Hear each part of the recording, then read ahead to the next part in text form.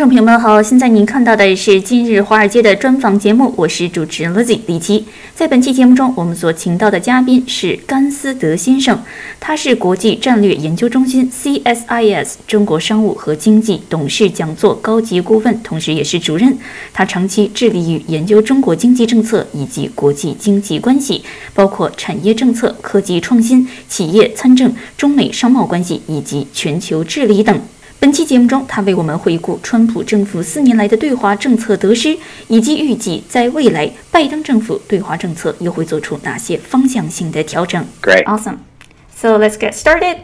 I wanted to start by asking you some questions about President-elect Joe Biden's cabinet picks, especially the people that Biden will bring into office who are likely to be in charge of some parts of China policy, from his Secretary of State to his Director of National Intelligence. So some of these people have been slammed by the right-wing media as appeasers of China. I wanted to get your assessment on that. Is that a fair assessment? If not, what are those people's backgrounds and what their China strategy is likely to be? Sure. Well, I think any accusations about the incoming team are widely premature and not based on any analysis of their own individual positions or what President-elect Biden said during the campaign or what he's written. Instead, I think that's just sort of DC partisan politics, and we're really so the first is, I think, that we ought to be patient with this group, because we really can't say precisely what their policies are going to be. In addition, based on any previous record. So I think accusations of being soft on China really aren't fair. And it also implies the administration had been appropriately tough on China and effective on China, which he wasn't. So there was a lot of sanctions and things, but the China that the U.S. faces today is as big, if not bigger, a challenge than it faced 4 years ago. And in fact, we've lost time in dealing with China based on the actions of the last 4 years of the United States. And so I think as we turn toward looking toward the new administration, I don't think it's going to be helpful to try and say, what does this one person believe versus that one person. Catherine Tai, who is the incoming U.S. trade representative, has some experience dealing with China and some record when she was at USTR and the work that she's done in the House Ways and Means Committee, but she's going to be part of a team. Jake Sullivan, National Security Advisor, China plenty when he's at the Department of State on other issues, but that was during a different administration. Incoming Treasury Secretary Janet Yellen has a lot of experience interacting with the Chinese when she was with the Fed, and she has certain kinds of views about the economy, which will be relevant. But I don't think we're going to be able to say, today for sure we're going to see this particular X strategy against China. I could say they've indicated some general principles that they want to follow. But how they actually implement them, I think, is a big challenge, and we could get into that if you'd like. So, as you know, President Trump has staked a claim to success in his trade war with China in this Phase 1 trade agreement. And in the agreement, China is committed to purchasing an additional $200 billion of American-made goods within the scope of 2 years. And we know a lot has changed since then. So can you give us an update on the current state of the trade deal, and how would the trade deal proceed from here? Sure. We think that the original goal of the Trump administration was to use maximum unilateral pressure on China to force it to make concessions to not just market access in China, but to the way China's economy is governed, how they deal with state-owned enterprises, the questions of industrial policy, protection of intellectual property rights, a whole variety of issues, which can be summed up by the idea of China Inc. that China Inc. has been aggressively pushed by Xi Jinping and is a threat to market economies everywhere, including the United States. Those efforts to use unilateral pressure brought China to the table, but didn't result in a deal that addresses those fundamental concerns of the United States that it's had for many years, even before the Trump administration. So by the Trump administration's own metrics of what the challenges were, the phase one deal really only touches upon superficial issues related to the U.S.-China relationship. And so the kind of deal that the phase one agreement looks like is very similar in format and content to agreements that the U.S. and China have signed over the last several decades. Incremental, targeted, gradual adjustments in specific areas. No fundamental change of China's governance system. The one unique element, and so there's a question, did the U.S. Get enough as a result of this high stakes unilateral pressure effort that also, dramatically affected the shape of the relationship? I think the only way that you could say that is if you go to other elements of the deal, which had the purchase agreement. And the purchase agreement is very different than anything the U.S. has signed with China before or with any other country. It is unique. But the results of the purchase agreement so far haven't met the pledges that the Chinese have made. China's imports of U.S. goods this year aren't going to come anywhere close to the commitments that they made in the phase one deal. Nowhere close in any of the areas in services, energy, manufactured goods, agricultural goods. They're going to fall far short of it, and next year they're not going to come much closer. And in fact, the deal, by setting up a managed trade deal, the U.S. is actually reinforcing China's proclivity to use the state to direct trade outcomes, which is the exact opposite of what the U.S. was trying to seek in the first place. It was trying to reduce the relevance of the Chinese state in its domestic economy and trade. So the phase one deal was far smaller than the original deal that the U.S. sought, and in fact, it doesn't work towards achieving long-term U.S. interests. Looking ahead, I don't think a Biden administration is going to say, wow, we must protect the phase one deal and we must work on that, work forward with that as a foundation, because the deal was very incremental and it pursued some things which are against long-term U.S. interests. So I don't expect a Biden administration to just throw away the phase one deal, but I don't expect them to say, well, this is how we're going to proceed going forward because this is what the Trump administration and USTR Lighthizer did. So I think we're going to see a very different kind of trade policy in which the primary focus of engagement for the United States is not China, but its allies. Its allies in Asia, its allies in Europe, for them to all get on the same page about not only what their concerns about China are, but about what the rules of the game should be internationally in trade and investment. First, lock in those types of arrangements, and then, and only after then, interact with the Chinese with regard to addressing our relationship with them. So I think what we're going to see at the beginning of the administration is very little on terms of China trade policy, because the U.S. is going to be prioritizing strengthening its relationship with others first. I see. But, speaking of trade agreement, in addition to bilateral trade agreement like the U.S.-China trade deal, there's a little bit of motion in the Asian Pacific region on multilateral trade agreement. On November the 15th, China completed their own massive trade agreement, RCEP, with a bunch of other countries covering 30% of the world's population and 30% of the world GDP. And we know President Trump sort of took a different approach to multilateral trade agreement. I mean, on his first day in the Oval Office, President Trump tore up the TPP. So my question is, do you see, well, sort of fast forward to 2020, do you see President-elect Biden will announced a new plan to rejoin the TPP, and how does that dynamic actually work out? Sure. The U.S. is not going to rejoin TPP anytime soon. There are a variety of reasons for that.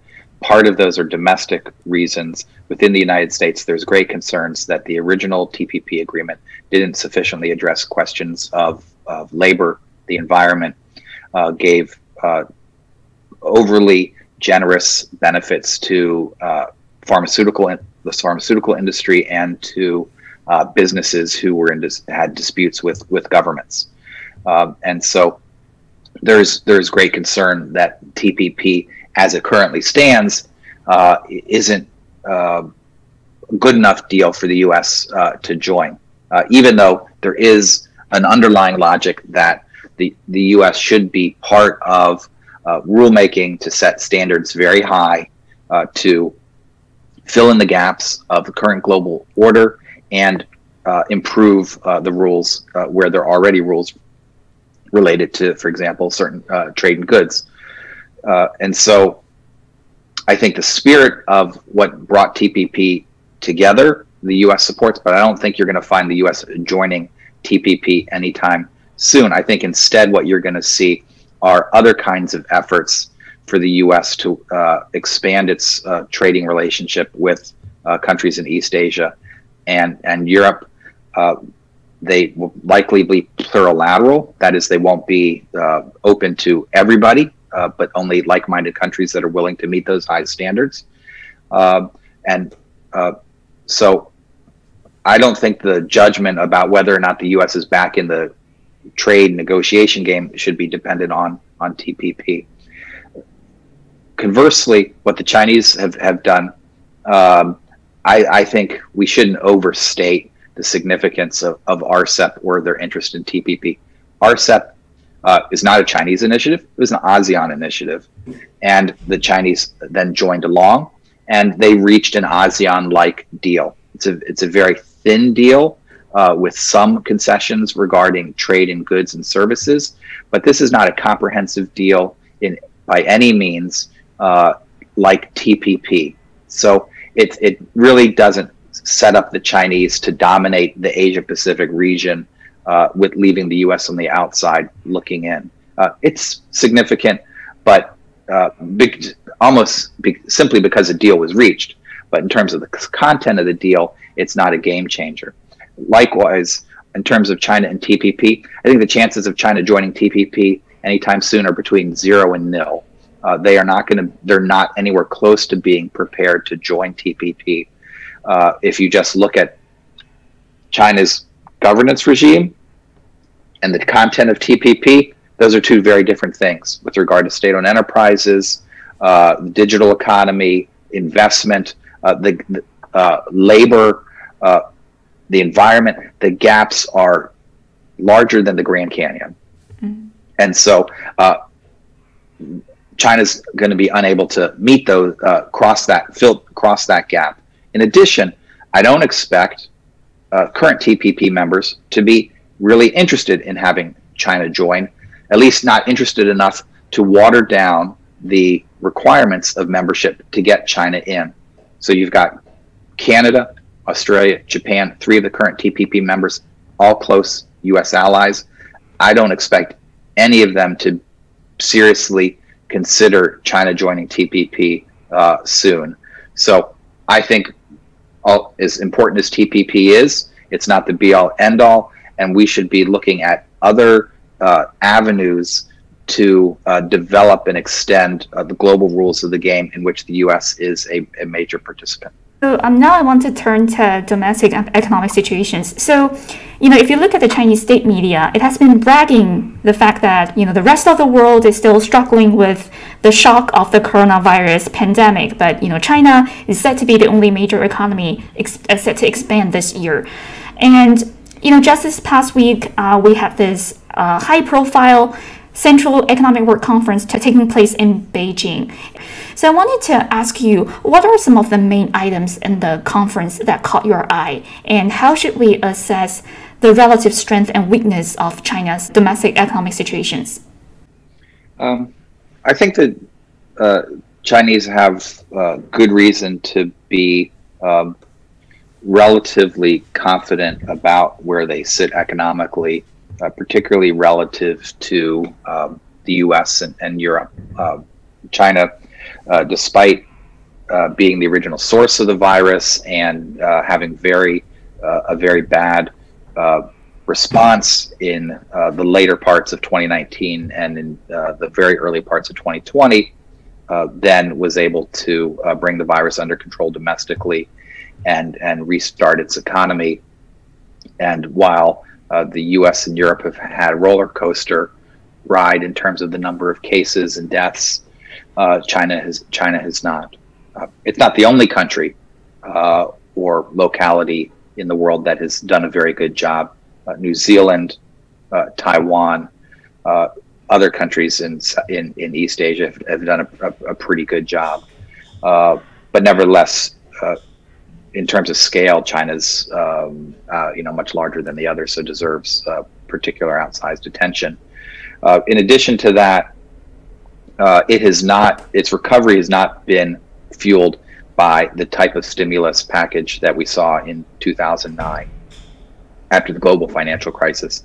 So it's been relatively measured about the expansion of credit, and at the same time it has signaled that it's important for Chinese industry, including state-owned enterprises, to manage their financial risks. So it's permitted a variety of defaults on state-owned companies that have issued corporate bonds, and it is indicated that it's going to continue to try and expand market disciplines for financial actors and companies.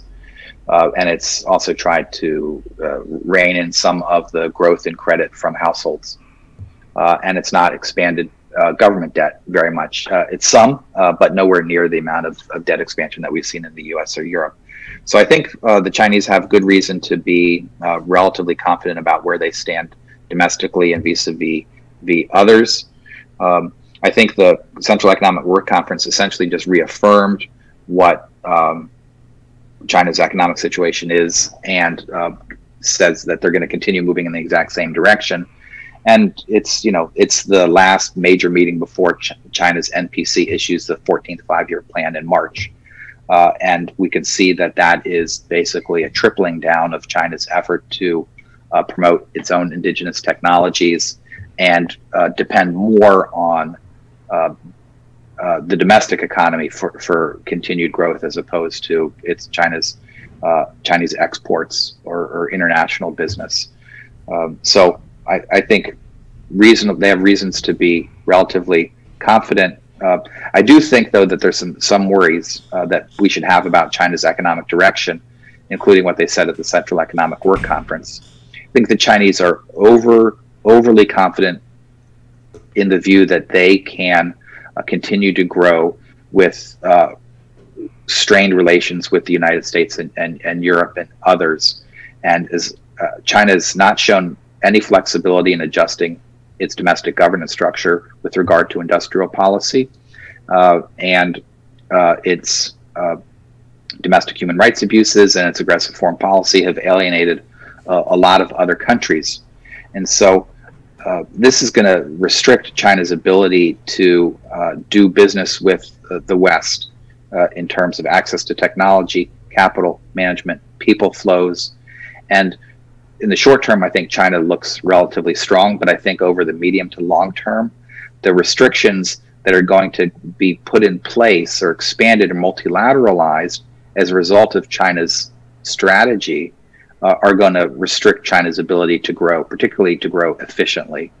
China's core economic problem is low productivity, and globalization has been central to improving productivity so far.